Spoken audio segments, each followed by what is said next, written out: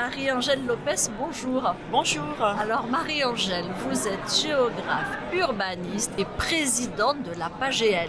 Tout à fait. En deux mots, la PAGL, ça veut dire quoi? Alors, c'est l'association pour l'accès aux garanties locatives. C'est une structure au sein d'Action Logement qui est experte dans la location dans le parc locatif privé. Et Action Logement est un organisme paritaire. Donc, et moi, je suis présidente au titre de la CFDT. Très bien. Comment on passe de géographe urbaniste à présidente de la PAGL? Eh bien, je me suis impliquée dans le syndicat.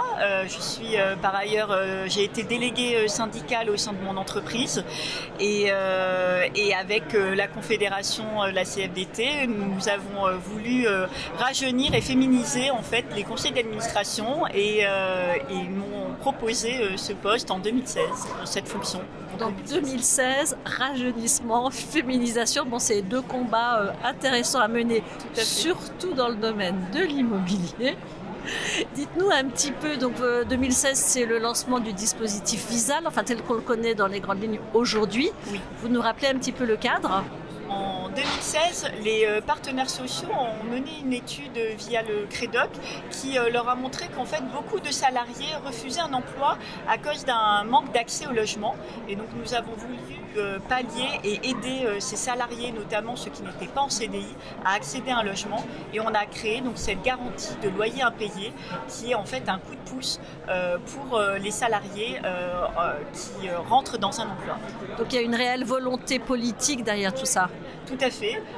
Nous voulons aider les salariés à garder le lien avec l'emploi et à les aider surtout à rentrer dans un logement, quel que soit le type d'emploi qui postule. On sait que le marché immobilier est assez restrictif dans ses critères, notamment beaucoup demandent des CDI et donc il y a tout un panel de personnes qui ne sont pas actuellement en CDI et notamment le marché de l'emploi évolue et donc il y a énormément de personnes qui rentrent sans CDI et toutes ces personnes-là ont besoin d'un logement et nous voulons les aider.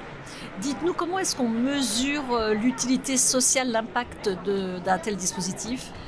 Alors nous sommes en plein exercice d'évaluation du dispositif Visal, mais déjà un des premiers chiffres que nous pouvons nous donner, c'est que 94% de nos locataires qui ont bénéficié de Visal sont hors marché, c'est-à-dire que soit ils ne sont pas en CDI, soit finalement ils gagnent beaucoup moins que 3 fois le loyer demandé. Donc pour ces personnes-là, on a la garantie Visal. Et aujourd'hui, quels sont les objectifs que vous vous fixez, les nouveaux objectifs pour aller plus loin? Qu'est-ce qu'il faut faire?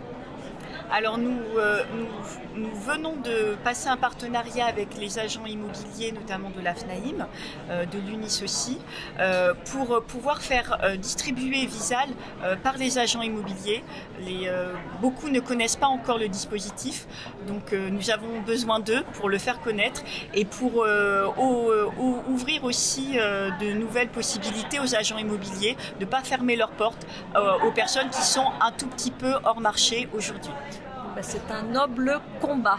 Merci. Merci beaucoup Marie-Angèle.